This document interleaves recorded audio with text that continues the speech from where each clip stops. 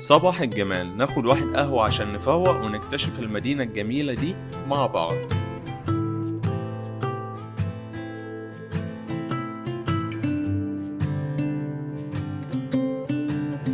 موقع مدينة فلورنس مميز جدا في الجزء الشمالي من وسط إيطاليا، عاصمة مقاطعة فلورنس وإقليم توسكانا. ومدينة فلورنس هي أكبر مدينة في الإقليم ده وأكثرها سكانا وأهمها تراثا تاريخيا وفنيا واقتصاديا وإداريا.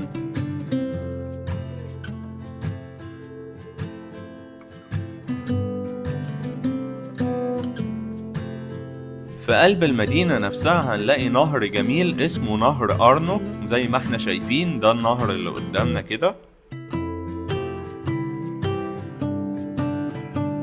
كانت مدينة فلورنس في أوروبا بالتحديد في العصور الوسطى مركز مهم جدا من الناحية الثقافية والتجارية والمالية.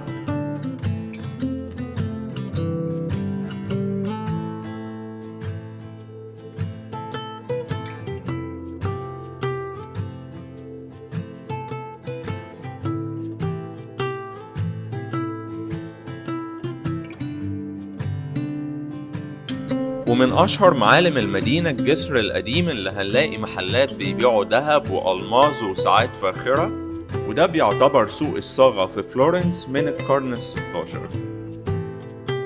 والمدينة هنا بتتميز بتراثها الحرفي عن باقي مدن العالم، هي لحد دلوقتي محتفظة بموضوع الحرف والدكاكين والأعمال اليدوية والكلام ده كله، مدينة الفن والجمال والفنانين.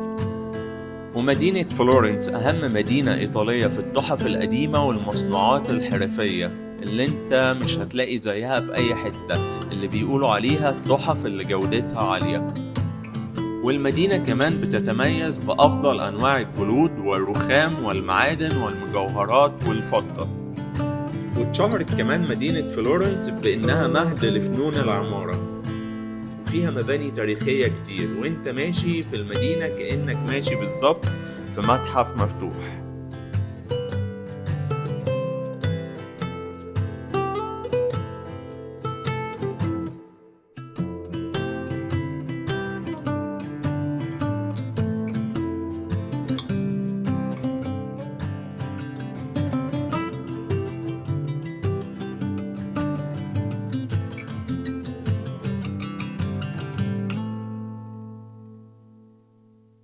عايز اقولك يا عزيزي المشاهد ان المدينة مليانة متاحف كتير، واتشهرت باعتبارها واحدة من اجمل مدن العالم واهمها، وكانوا بيطلقوا عليها زمان اثينا العصور الوسطى.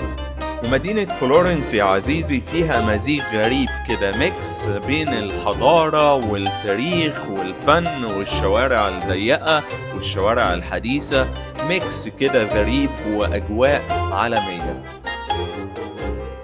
مدينة فلورنس واحدة من أجمل المدن اللي أنا زرتها في حياتي، وكل ما يجيلي الفرصة اللي أنا أزورها ما بترددش أبدا وبزور المدينة دي وبتمشى في شوارعها وباكل أكلهم وبشرب الإسبريسو عندهم. الأجواء هناك عالمية،